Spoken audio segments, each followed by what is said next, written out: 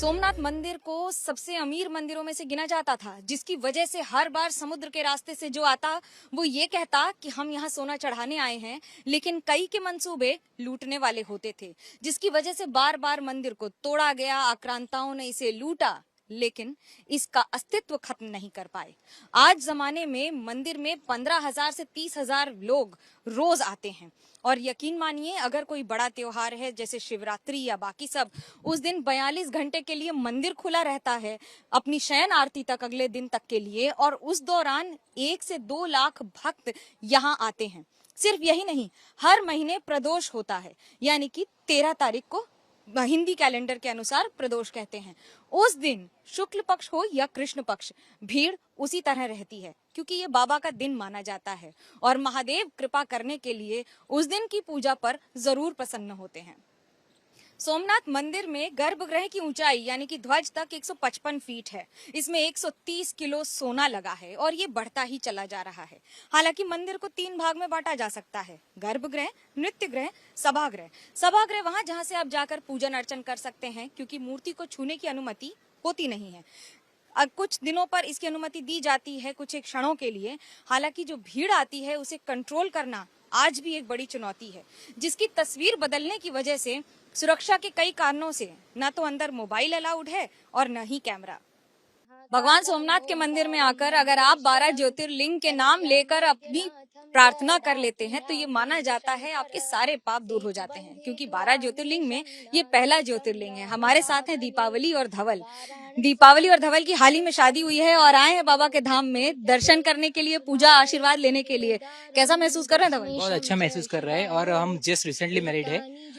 और मैडम, पहले मैं आपको कहना चाहता हूँ, आपका गुजरात में बहुत बहुत स्वागत है, मनोज्ञा जी। और हम यहाँ जस्ट रिसेंटली मैरिड है, इसलिए बाबा के आशीर्वाद लेना है और हमारा जीवन ऐसे ही सुखमय हंसते रहे, बस ऐसा ही आशीर्वाद लेना चाहते हैं। चुनाव गरम धर्म करम देखते हैं आप चुनाव, हम हर रोज आपका शो देखते हैं मैडम।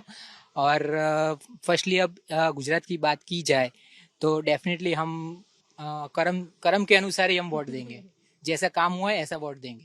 आपके लिए क्या बदला है? यहाँ पर मंदिर आए हैं तब से या इतने वर्षों से आ रहे हैं? पहले से ज्यादा ये नीट एंड क्लीन हो गया है। पहले बहुत यहाँ बहुत फिशरी स्मेल आती थी, बहुत गंदा था, और पहले ये स्टोन भी नहीं लगे थे, पत्थर जैसे दिख रहे हैं। तो अभी तो बहुत क्लीन हो चुका है और एटमोसफियर भी काफी कूल है। कैसे आपके लिए बदला है? कूल हुआ है कि क्या बदला है? बहुत कुछ बदला है। पहले तो जैसे इन्होंने बोला, मैं भी बोलती हूँ, गुजरात में आपका स्वागत है और हम आपका शो बहुत अच्छे से देखते हैं हर रोज शाम को 6:30। तो ये बात मुझे जरूर बतानी देखिएगा। थी, आप भी जरूर देखिएगा फॉर श्योर। और ये बताना था कि यहाँ पे जब आते हैं ना तो छोटी से छोटी बात का ख्याल रखा गया है, जैसे क्लीनलीनेस है, सेफ्टी है, खाने पीने की व्यवस्था है, शॉपिंग के लिए है, लॉकर्स अवेलेबल है, जूते रखने के लिए सही ढंग से व्यवस्था है, लाइन में भी एकदम आसानी से बाबा का दर्शन कर सकते हैं। इंफॉर्मेशन के लिए हेल्प डेस्क है, टूरिज्म का डेस्क है, जैसे आप देखो तो पूरा नीट एंड क्लीन। पहले था, कितने वर्षों से बदला है, किसका मतलब ये रहेगा? आई थिंक ये 15 इयर्स से बदलाव मतलब कंस्ट्रक्शन शुरू ही है, मतलब कुछ ना कुछ एवरीडे चेंज होता ही रहता है, होता ही रहता है।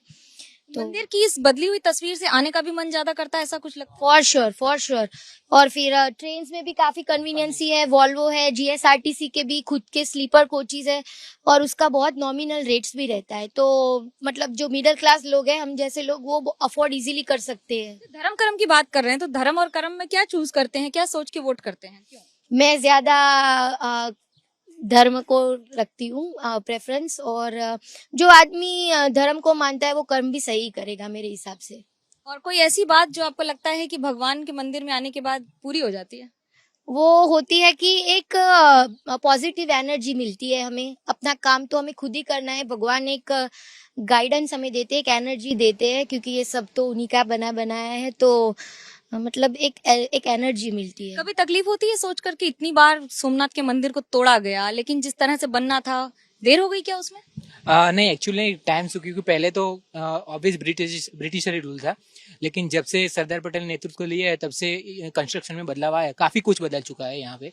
और जब से बीजेपी की सरकार है तब से तो कोई बात ही नहीं करने की, बहुत ही डेवलपमेंट है। इस बार चुनाव में मुद्दे क्या हैं आपके? मुद्दे थोड़ा सा नहीं, मैं समझना चाहती हूँ महंगाई है कि नहीं है, क्यों नहीं? इनफ्लेशन बढ़ी है, नो डाउट, राइट। इन्फ्लेशन भी बढ़ी है, महंगाई भी बढ़ी है, भी बढ़ी है, बट इट्स ओके, वो नॉमिनल है, बट डेवलपमेंट के हिसाब से जो देखे जाए तो परफेक्ट है। कोई I think don't think so कोई चेंजेस करने पड़े। देखिए क्या चेंजेस होंगे ये तो एक एक व्यक्ति के ऊपर निर्भर करता है, लेकिन फिलहाल चुनाव इंटरेस्टिंग है। सोमनाथ की ख्याति की चमक सिर्फ भारत ही नहीं पूरे विश्व में फैली थी। यही वजह है कि पहला ज्योतिर्लिंग होने की वजह से यहाँ पर कितना सोना है ये सब जानते थे। हार आने वाले के मंसूबे साफ नहीं थे, कुछ के काले भी थे, जिसकी वजह से जो भी आता था यहाँ पर दान के नाम पर लूट के चला जाता था। और लुटेरे इतने कि एक बार नहीं बार बार आते, और सोना इतना कि खजाना खत्म होने का नाम नहीं लेता। लेकिन ये भी बाबा की कृपा है कि इतने वर्षों बाद आज भी ये मंदिर ठीक उसी तरह से स्थापित है और प्रमाणित है उनके ओजस्वी प्रताप का, जो पूरे विश्व में विद्यमान है। देश के हर हिस्से से ही नहीं बल्कि गुजरात से भी बहुत सारे ऐसे लोग हैं जो बार बार सोमनाथ मंदिर के दर्शन करने आते हैं। हमारे साथ बहुत सारे ऐसे लोग हैं, अलग अलग प्रोफेशन से हैं। मैम, आपके लिए सोमनाथ मंदिर आने का क्या महत्व है?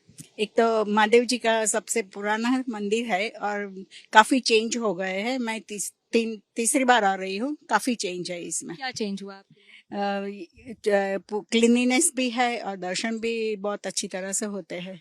ऐसा माना जाता है कि कोई भी नेता बड़ा इलेक्शन लड़ता है तो यहाँ जरूर आता है पूजा करने, अडवाणी जी हो या फिर बाकी कोई भी नेता हो। क्या कारण है?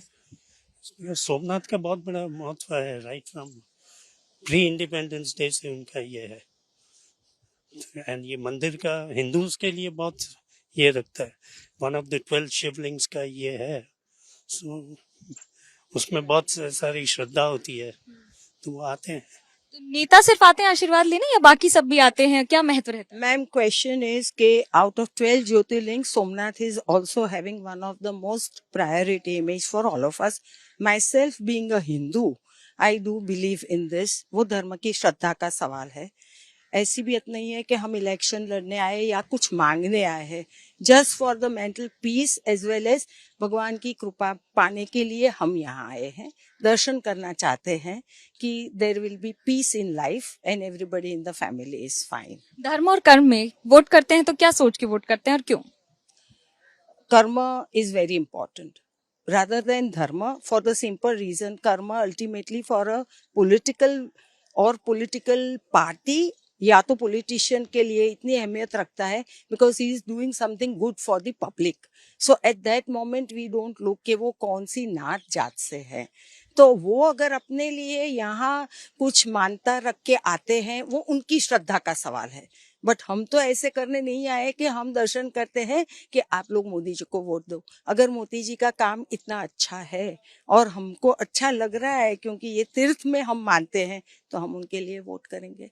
आप क्या सोच के इस बार धर्म कर्म के मुद्दे पर किस पर चूज करेंगी और क्यों? मैं कर्म में मानने वाली हूँ। Best thing is humanity is the best धर्म। या मगर फिर भी सोमनाथ मंदिर ज्योतिर्लिंग है तो मैं जरूर दर्शन करना और अच्छा लगता है मुझे। आपके लिए क्या बदला है? ज्योतिर्लिंग कई बार पहले भी आई होंगी, अब क्या बदला है? पहले भी आए हैं और लेकिन अब ये सब नया होने के बाद दर्शन भी करने का था और देखना भी था, और ये इसका महत्व बहुत है। सोमनाथ जी का महत्व बहुत है, तो फिर बोले सोचा कि अभी सब कोविड वगैरह सब गया है तो एक बार दर्शन कर ले और सबके लिए अच्छी मांग ले। मंदिर को बहुत बार लूटा गया, लेकिन ये आज भी सबसे बड़ा प्रमाण के तौर पर है मंदिर, हिंदुत्व और उसके साथ साथ देश के लिए भी। कैसे देखते हैं? ये हर एक की अलग अलग सोच की बात है, क्योंकि हर एक का कितना इम्पोर्टेंट है वो समझते हैं। हर एक का कर्म और ये वो हिसाब से सब लोग देखते हैं।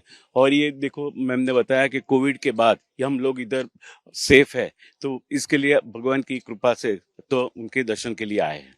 दर्शन का कोई भी कारण हो, लेकिन आशीर्वाद लेना सबके लिए कारण सामान्य होता है।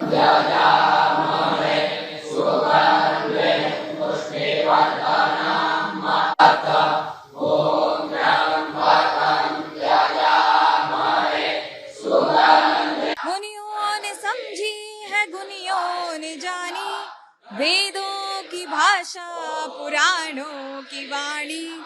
सोमनाथ की संस्कृत पाठशाला में आपको हर उस शब्द के उच्चारण में संस्कृत के अद्भुत भाव मिल जाएंगे जो ये बता रहे हैं कि न सिर्फ धर्म और कर्म बल्कि उससे परे जब आप पढ़ाई के तौर पर संस्कृत और वेदों को पढ़ लेते हैं तो आपका जीवन बदल जाता है। परिवर्तन सिर्फ जन्म या जन्मभूमि के स्तर पर नहीं बल्कि जीवन के स्तर पर, क्योंकि धर्म है तो कर्म है और कर्म है तो धर्म है। ओम त्र्यंबकम यजामहे सुगंधिम पुष्टिवर्धनम उर्वारुकमिव बंधनान् मृत्योर्मोक्षीयमामृतात्। शिव के महामृत्युंजय पाठ से यानी कि इस मंत्र के उच्चारण से ही ऐसा माना जाता है कि यमराज भी पीछा छोड़ देते हैं, मृत्यु को भी परास्त कर देता है ये मंत्र। ऐसे में इन बच्चों को इस वेद, इस मंत्र और इस पाठ की जानकारी के साथ न सिर्फ ये पढ़ाया जाता है कि इनका उच्चारण कैसा हो, बल्कि इनकी ताकत से भी वाकिफ करा दिया जाता है। दूसरी बात ये ध्यान में रखी जाती है कि कैसे इनकी आजीविका को यानी कि आने वाले दिनों में सर्टिफाइड कोर्स के तौर पर आगे बढ़ाया जा सके। पिछले कुछ वर्षों में ये जो परिवर्तन आया है, इससे बच्चों की संख्या तो बढ़ी ही है, लेकिन अब छात्रों का भविष्य भी उज्जवल होना तय है। प्रिंसिपल साहब हमारे साथ हैं, उनसे पूछते हैं कि सबसे बड़ी भूमिका इस पढ़ाई और इस परिवर्तन में क्या है? क्या है इस समय सबसे बड़ा कार्य और सबसे बड़ी चुनौती आपके लिए? यहाँ पे सबसे बड़े सोमनाथ ट्रस्ट संचालित सोमनाथ संस्कृत पाठशाला यहाँ चलती है, जो सोमनाथ ट्रस्ट संस्कृत और संस्कृति के रक्षण के लिए कटिबद्ध है। ये पाठशाला में कुल 35 विद्यार्थी संस्कृत का अध्यापन और अध्ययन करते हैं। यह पाठशाला में कक्षा 9 प्रथमा 1 से लेके मध्यमा 2 यानी 12वीं कक्षा तक यहाँ के विद्यार्थी यहाँ अभ्यास करते हैं। जो यहाँ पे विद्यार्थियों को किसी प्रकार की फीस निःशुल्क पढ़ाया जाता है, सारा खर्च संस्था उठाती है। और यहाँ पे चेयरमैन साहब श्री मोदी साहब भी इस पाठशाला में विशेष रूप से ध्यान देते रहते हैं। और हमारे ट्रस्टी श्री प्री के लहरी साहब, जो गुजरात के पूर्व चीफ सेक्रेटरी थे, वो भी उत्साह पूर्वक यहाँ पे बच्चों का आते जाते उनको उत्साह देते हैं। सोमनाथ ट्रस्ट के सेक्रेटरी श्री योगेंद्र भाई देसाई, वो भी बच्चों को उत्साह देते हैं पढ़ने के लिए। और हमारे यहाँ ईओ एवं जीएम जी सोमनाथ ट्रस्ट के विजय सिंह चावड़ा और दिलीप सिंह चावड़ा भी अनेक बार आते रहते हैं, बच्चों को ज्ञान के लिए प्रोत्साहित करते रहते हैं। बच्चों के लिए नई बातें क्या रहती हैं, नया क्या सिखाया जाता है? बच्चों के लिए नई बातें हैं। बच्चे यहाँ आते हैं संस्कृत में बोलना, मंत्रों का उच्चारण करना, संस्कृत में श्लोक गान करना और खेलने के लिए संस्कृत में शब्द बोलना। जो हमारे नए नए शब्द है कि बर्तन इत्यादि को क्या बोलते हैं, चेयर को क्या बोलते हैं, कुर्सी को क्या बोलते हैं, वो सारे बच्चे शब्द यहाँ संस्कृत में सीखते हैं। वही उनके लिए एक उत्साही बातें है। और जो सारे दूर दूर अलग अलग राज्य से आए जो एकत्रित बच्चे होते हैं, तब संस्कृत में आपस में बातें करते हैं। नहीं होता कि संस्कृत में बात करते हैं तो जब सामान्य रूप से जाते हैं तो उन्हें टेंशन होता है या कोई अलग भावना आती है? नहीं, यहाँ से बच्चे जब जाते हैं तब कोई अलग भावना से वो उत्साहित होते हैं और प्रेरणा से आगे जाते भी दूसरों को सिखाते हैं कि ये संस्कृत में इसे यह कहते हैं और अपने घर में भी ये शब्द बोलते रहते हैं बच्चे। सुबह बच्चे 5 बजे उठ के स्नान करते हैं। सुबह 5 बजे स्नान करने के बाद बच्चों को सुबह योगा वगैरह रहते हैं, सूर्य नमस्कार, संध्या इत्यादि रहती है। संध्या के बाद बच्चे सब साथ में मंदिर में जाते हैं, साथ में कि उसे प्रभात फेरी कहते हैं, जो हमारे गांव में पहले होती थी। तो प्रभात फेरी में जाते हैं, मंदिर में दर्शन वगैरह करके मंदिर में रोज अलग अलग स्तुतियों से भगवान की अर्चना करते हैं, क्योंकि कल्याण की भावना हो, बच्चों को रोज मंदिर में दर्शन का अवसर मिले। क्योंकि भगवान के क्षेत्र में पढ़ रहे हैं तो भगवान के दर्शन तो दुर्लभ है, इसलिए सब बच्चे सुबह वहां जाते हैं। बाद में आकर अल्पाहार होता है बच्चों का। फिर बच्चों के आवर्तन, जो कंठपाठ कहते हैं, यहाँ के लिए कंठस्थ करने के लिए जो मंत्र दिए होते हैं स्कूल में, जो बच्चे पढ़ते हैं पाठशाला में, उसके मंत्र वगैरह होमवर्क जो कहते हैं बाहर की लैंग्वेज में, तो सब बच्चे वो गृह कार्य करते हैं। फिर 11 बजे बच्चों की पाठशाला शुरू हो जाती है, 12 बजे तक वो चलती है। 12 साढ़े 12 बजे बच्चों का भोजन रहता है। भोजन में भी बच्चे साथ में ऐसे ही भोजन नहीं करते, जो पहले हमारी पंगत लगती थी वैसे पंगत लगती है। फिर साथ में गीता जी के श्लोक बोलते हैं, सुबह 12वां अध्याय 15वां अध्याय, जिससे गीता जी कंठस्थ भी हो। और जो भोजन कर रहे हैं उसमें कोई दोष रह जाए तो उसकी क्षमा याचना हो जाए, तो भोजन साथ में करते हैं। भोजन में साथ खत्म होने के बाद फिर बच्चे पढ़ने के लिए, फिर स्कूल की तरह जो 5 बजे छूटते हैं बच्चे, छूटेंगे, आधा घंटे बच्चों को फ्रेश होने के लिए मिलेगा। फिर 6 बजे सायं संध्या कहते हैं जी। संध्या सब लोगों को कहते हैं कि संध्या को क्या होती है, सूर्य जब अस्त होता है उसे संध्या कहते हैं। हमारी भाषा में, बाहर के लोग इतना ही जानते। तो संध्या ऐसी होती है, हमारी संस्कृति में त्रिकाल संध्या का है, सुबह की, दोपहर की, शाम की। तो दोपहर में पाठशाला होती है, इसलिए दोपहर की और शाम की दोनों की संध्या शाम को बच्चे साथ में करते हैं। फिर बाद में बच्चे छूटने के बाद फिर अपना गृह कार्य, विशेष कोई अपना वस्त्र परिधान, क्योंकि यहाँ बच्चे अपने हाथ से ही सब करना होता है। मम्मी देती है घर पे, ऐसे नहीं होता, सब अपने हाथों से, वस्त्र प्रक्षालन भी अपने हाथों से बच्चों को करना होता है। पढ़ाई वगैरह सब यहाँ पे जो गुरुजी रहते हैं उसके साथ उसको सब सिखाते हैं। शाम को भी, शाम सोने के समय पहले यहाँ रात्रि सूक्त का पाठ, अथर्वशीष का पाठ, भगवान का अलग अलग पाठ करके शाम को सोने का समय होता है। तब वो पंडिया मिलन। मैं यहाँ 1.5 साल से पढ़ता हूँ। यहाँ इंग्लिश, वेद, पुराण, ज्योतिष, ये सब व्याकरण है, वो सब विषय आते हैं, जिसमें से मेरा मुख्य विषय 11वीं से मध्यमा 1 से मैं पुराण विषय रहना चाहता हूँ। पुराण हमारे 18 पुराण है, 18 पुना, जिसमें मध्वयम, भद्वयम, चैव, बतयम, व चतुश्रयम, अनापलिंग कुष्कानि पुराणानि प्रदर्शित। इससे ऐसे 18 पुराण है, जिसमें से मैं भागवत पुराण लूंगा। यहाँ से 11 और 12वीं मध्यमा 1 और 2 में खत्म कर श्री सोमनाथ संस्कृत यूनिवर्सिटी जो वेरावल में है वहाँ पढ़ना चाहूँगा। इसमें MA है, BEd है, FY है, SY है, TY है, जिसमें PhD भी आते हैं। वो सब में कर भागवत पुराण का कथाकार बनूंगा। सबसे ज्यादा गर्व आपको किस बात पर होता है? कि मैं यहाँ सोमनाथ में पढ़ता हूँ। ये मेरा भाग्य है कि मैं यहाँ सोमनाथ दादा के सानिध्य में पढ़ता हूँ, और ये सोमनाथ संस्कृत पाठशाला श्री सोमनाथ ट्रस्ट के अंदर है, वो भी मुझे गर्व है। मम्मी पापा क्या करते हैं? कोई घर में इसमें है पहले से ही? ना, मेरे पापा कर्मकांड करते हैं साइड में, पर मेरे पापा के मुख्य शिक्षक है वो, और मेरी मम्मी होम हाउस वाइफ है। और ये पापा ने कहा कि यहाँ संस्कृत पढ़ाते हैं, और मैं भी बचपन से मेरे पापा से साथ कर्मकांड में जाता हूँ, इसलिए मुझे यहाँ पे आने का मौका मिला। घर पर सब क्या करते हैं? आप यहाँ क्यों पढ़े? मेरे पापा ऑटो ड्राइवर है, और मैं अपनी संस्कृति को आगे बढ़ाना चाहता हूँ, इसलिए मैं यहाँ पे पढ़ाई करता हूँ। और यहाँ से मुझे अलग अलग अनुभव हुआ है, जैसे 4 वेद, ऋग्वेद, यजुर्वेद, सामवेद, अथर्ववेद जैसे वेदों का अनुभव, और भगवत गीता जी के श्लोकों और मंत्रों का मुझे ज्ञान हुआ है। इसलिए मुझे और संस्कृत से मुझे पसंद है, इसलिए मैं यहाँ पे पढ़ाई कर रहा हूँ। कौन सी बात सबसे अच्छी लगती है और गर्व किस बात पर है? मुझे यही बात पे गर्व होता है कि मैं अपनी संस्कृत साहित्य को आगे बढ़ा रहा हूँ और आगे बढ़ाता रहूंगा। इस बात पे मुझे गर्व हो रहा है। धर्म और कर्म में कौन बड़ा है और क्यों? धर्म और कर्म में हमेशा धर्म ही बड़ा रहेगा, क्योंकि धर्म ही बड़ा रहेगा, क्योंकि धर्म है तो ही हम सब है। हम लोग पहली बार यहाँ सोमनाथ दर्शन करने बार बार आते हैं, लेकिन यहाँ पे हमको पता चला संस्कृत पाठशाला चल रही है, तो हम लोग यहाँ आए थे देखने के लिए। तो ये लड़के और महाराज सब यहाँ पाठ कर रहे थे, और संस्कृत के शुद्ध उच्चारण और एकदम सही, हमको मन में शांति मिले उस तरीके का यहाँ एटमॉस्फियर था, और एकदम अच्छा संस्कृत में वो लोग पाठ कर रहे थे, तो उससे बहुत अच्छा लगा। और ऐसी अनुभूति हुई कि ऐसे भी लड़के लोग, इतने छोटे लड़के इतने अच्छे से संस्कृत में सब पाठ और श्लोक बोलते हैं। धर्म और कर्म में कैसे देखते हैं कि जब वोट करते हैं तो क्या सोच के वोट करते हैं, और धर्म कर्म में क्या इम्पोर्टेंट आपके लिए? मेरे लिए तो कर्म ही इम्पोर्टेंट है, क्योंकि ऐसा सुनने हैं और ऐसा सब देखा भी है सीरियलों में, या हम लोग वैष्णव है, कृष्ण भगवान को मानते हैं, तो देखा है और सुना है कि कृष्ण भगवान को भी कर्म जो किया था उसका भुगतना पड़ा था। तो धर्म का तो बराबर है कि धर्म करना चाहिए, लेकिन कर्म तो सबको भुगतना पड़ता है, इसलिए अच्छा कर्म और सही करना चाहिए। धर्म और कर्म में आपके लिए क्या ज्यादा महत्वपूर्ण है जब आप वोट करती हैं, और क्यों? किस आधार पर कर्म पे वोट करती हैं कि धर्म पे, जो आपका मन है?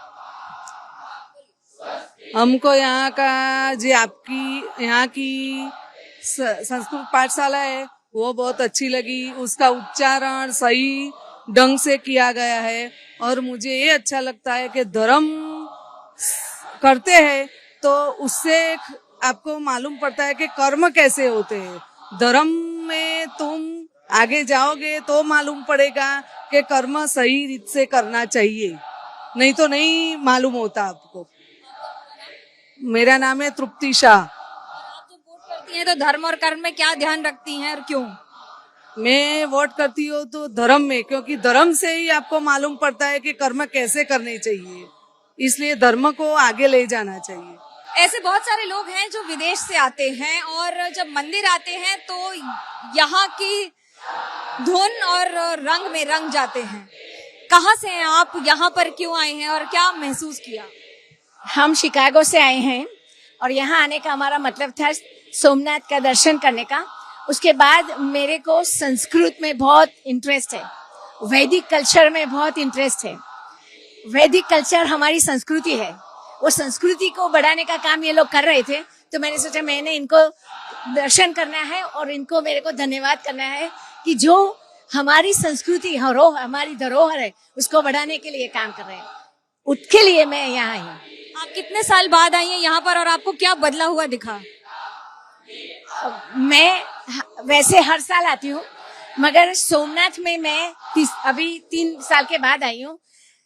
अनबिलीवेबल है, अनबिलीवेबल। इतना अच्छा लगा और इतना कंट्रोल्ड है, क्लीनलीनेस है, which I was always concern about, और हर एक जगह पर सिक्योरिटी है और लोग इतने अच्छे हैं कि मेरे को I am very much impressed. Voter आप कहाँ से हैं, गुजरात की बाहर से कहीं वोट करती हैं? मैं शिकागो से वोट करती हूँ, शिकागो से वोट करती हूँ। वहां पर आपकी रहने की स्थिति में कोई अंतर आया है? शिकागो इज इकोनॉमी में तकलीफ। मैं डॉक्टर हूँ वैसे, सो मैंने सोचा my brother in law is very sick, so I thought when science fails faith comes in the work. So इसीलिए मैं यहाँ आई थी कि मेरे को सोमनाथ के दर्शन करने हैं और महामृत्युंजय का जाप करवाना है। तब इनको मिले तो लगा कि यही कर सकते हैं, ये लोग बहुत पवित्र हैं। इतने I mean the kids could be the innocent in this world. मैं शिकागो में वोटिंग करती हूँ और वहां पर वोट का बहुत महत्व है। वोट से वहां के इवन पीएम प्रेसिडेंट से गवर्नर तक की चूज होते हैं, और अभी हमारा गवर्नर का वोटिंग हुआ।